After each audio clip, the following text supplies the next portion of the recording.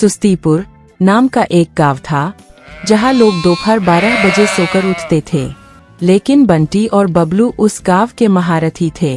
वे दोनों इतने आलसी थे कि उन्होंने अपनी सांसें भी ऑटो मोड पर डाल रखी थीं। एक दिन दोनों नदी किनारे लेटे हुए थे। बबलू, लगता है बारिश होने वाली है। तो हम भीग जाएंगे। कोई बात नहीं, सूखने के लिए धूप में खड़ा होना पड़ेगा, इसलिए गीला रहना ही बेहतर है। तभी वहां गांव का डाकिया आया। वह बुरी तरह हांफ रहा था। मुबारक हो, तुम दोनों ने लॉटरी जीती है, पूरे 1 करोड़ रुपए। बंटी और बबलू ने कोई प्रतिक्रिया नहीं दी, बस हल्की सी करवट ली। अरे खुश नहीं हो, बस शहर जाना पड़ेगा, खतरनाक पहाड़ी के उस पार। वहां ऑफिस में साइन करके पैसे ले लो।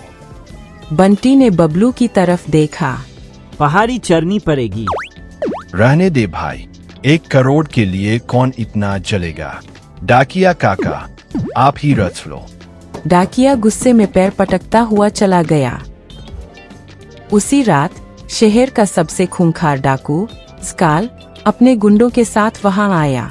स्काल ने दरवाजा तोड़ा। हाथ ऊपर करो। बंटी बिस्तर पर लेटा था। भाई, तू खुद ही आकर मेरे हाथ ऊपर कर दे। आज शरीर में बिल्कुल एनर्जी नहीं है। चखाओ हैरान रह गया। उसने अपने गुंडों को इशारा किया। गुंडों ने बंटी और बबलू को कंधे पर उठाया और जीप में डाल दिया। देख रहा है बबलू, बिना चलने की मेहनत किए हम फ्री में घूमने जा रहे हैं। हाँ, बस इस जीपर्स शॉकर्स खराब है, झटके बहुत लग रहे हैं, नींद खराब हो रही है। स्काल उन्हें जंगल के बीच अपने गुप्त अड्डे पर ले गया। उसने उन्हें बांधा नहीं। बताओ टिकट कहाँ है, वरना मैं तुम्हें जला दूंगा। जला दे भाई, वैसे भी आज थोड़ी ठंड लग रही थी। स्काल का दिमाग घूम गया। उसने कमरे में एक भूखा शेर छोड़ दिया। शेर गुर्राया और बंटी के पास आया। ओए किटी, सुन, मेरी पीठ में खुजली हो रही है, थोड़ा पंजा मार देन प्लीज। शेर कंफ्यूज हो गया। उसने गुस्से में पंजा मारा, लेकिन गलती से वह रस्सी कट गई जो बंटी के पास पड़ी थी। शेर बोर होकर वहां से चला गया। रात हो गई। स्काल और उसके गुंडे सो रहे थे। बबलू, मुझे लगता है हमें घर जाना चाहिए। यहाँ का तकिया बहुत सख्त है। पर जाएंगे कैसे? जीप की चाबी तो वो काल की जेब में है। रुक, मैं कोशिश करता हूँ। किस्मत से स्काल नींद में चलते हुए उनके पास आया और गिर गया। चाबी बबलू के पैर के पास गिरी। बबलू ने पैर के अंगूठे से चाबी उठाई। दोनों जीप में जाकर बैठ गए। तेज हवा से जीप ढलान पर लुढ़कने लगी। जय बजरंग बली, बिना पेट्रोल और बिना ड्राइवर के गाड़ी चल पड़ी। रास्ता टेढ़ा मेढ़ा था। स्टीयरिंग घुमाना पड़ेगा। तू घुमा। नहीं, तू घुमा, मैं तो राइट साइड बैठा हूँ। किसी ने स्टीयरिंग नहीं छुआ। जीप सीधी गई, पैरों से टकराई और सीधा पुलिस स्टेशन की दीवार तोड़कर अंदर घुस गई। पुलिस स्टेशन में इंस्पेक्टर चिंगम चाय पी रहा था।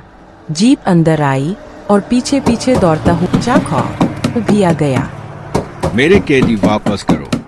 यह तो वांटेड क्रिमिनल निकाल है। पुलिस ने जकाल को पकड़ लिया। इंस्पेक्टर बंटी और बबलू के पास गया।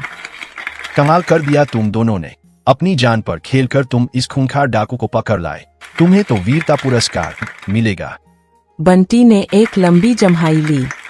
सर, अवार्ड में क्या मिलेगा? 1 मेडल और 5 लाख रुपए नकद। कैश ठीक है, पर मेडल मत देना, वो भारी होता है, गले में लटकाना पड़ेगा, गर्दन दुख जाएगी। उसकी जगह हमें पुलिस जीप में घर तक छोड़ दो, उसके शॉकर्स अच्छे होते हैं। पुलिस ने उन्हें घर छोड़ा। डाकिया फिर से आया। अरे तुम लोग वापस आ गए। लॉटरी का क्या हुआ? टिकट कहाँ है? बंटी ने जेब टटोली। लगता है जकाल के अड्डे पर गिर गया। क्या? 1 करोड़ रुपए खो दिए? तुम्हें दुख नहीं हो रहा? काका, दुख तो हो रहा है, पर अब रोने के लिए कौन अपनी एनर्जी वेस्ट करे। जो गया सो गया। वैसे भी 1 करोड़ रुपए गिनते गिनते हाथ दुख जाते। और यह कहकर दोनों वापस सो गए।